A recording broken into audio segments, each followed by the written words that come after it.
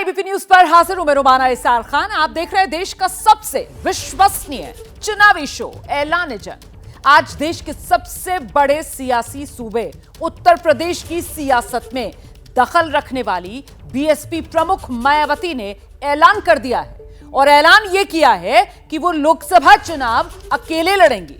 पिछले काफी दिन से इस बात की चर्चा हो रही थी, मायावती विपक्षी गठबंधन का हिस्सा बन सकती हैं क्या, लेकिन तमाम अटकलों को खारिज करते हुए बहन जी ने हाथी को अकेले चलाने का फैसला ले लिया है।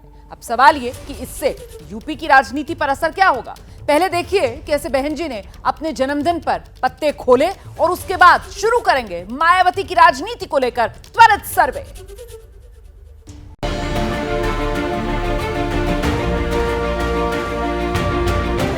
आप दिल्ली में जाकर के शासन करो, आप दिल्ली में जाकर के शासन करो। यह है लखनऊ में बीएसपी का दफ्तर। मायावती के जन्मदिन पर पूरे दफ्तर को सजाया गया। दूर दूर से समर्थक पहुंचे, जश्न मनाया, गीत गाया। माता पिता जी हुए आप। लेकिन निगाहें टिकी थी मायावती पर और मायावती जब कैमरे पर आई तो बिना लाग लपेट के सीधा ऐलान कर दिया।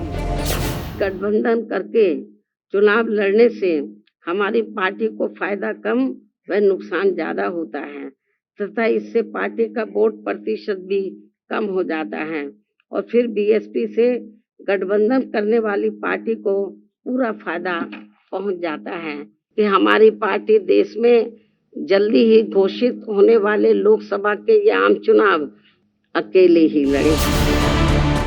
मोदी हटाओ मुहिम को धार देने की कोशिश कर रही विपक्षी गठबंधन के लिए मायावती का ये कदम एक बड़ा झटका है।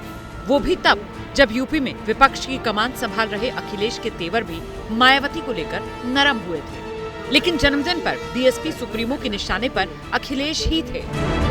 विपक्ष के इंडिया गठबंधन को लेकर जिस प्रकार से सपा मुखिया ने एक सोची समझी रणनीति के तहत बीएसपी के लोगों को गुमराह करने के उद्देश्य से कुछ ही घंटों के अंदर बीएसपी प्रमुख के प्रति गिरगिट की तरह अपना रंग बदला है, तो उससे भी पार्टी के लोगों को जरूर सावधान रहना है।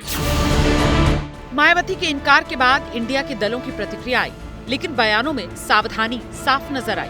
दूसरी ओर बीजेपी है जिसकी बाँछें खेली हुई हैं। चुनाव अलग लड़ने या इंडी गठबंधन या किसी से मिलकर के लड़ने, इसके कारण से भारतीय जनता पार्टी की सेहत पर कोई असर नहीं पड़ता है। ये उनकी पार्टी है, उनका निर्णय है। माननीय अखिलेश यादव जी एक संस्कारवान नेता हैं, शिष्टाचारी नेता हैं और उन्होंने सदैव सबका सम्मान किया है। और कौन किसके कहने पे कह रहा है, क्या कर रहा है, अब इसकी पता नहीं ना। लोकतंत्र में हर शख्स को आजादी है कि वो कैसे चुनाव लड़ना चाहता है, लेकिन देश 2024 में विशेष परिस्थितियों में चुनाव लड़ रहा है। आदरणीय संघर्ष करो।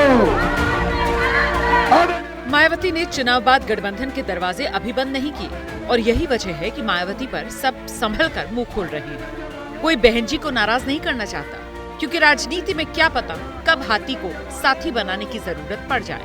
क्योंकि मामला यूपी की 80 सीटों का है, जिसमें 42 ऐसी हैं जहां दलित वोट किसी का भी अंकगणित बिगाड़ सकता है। बीएसपी जिंदाबाद।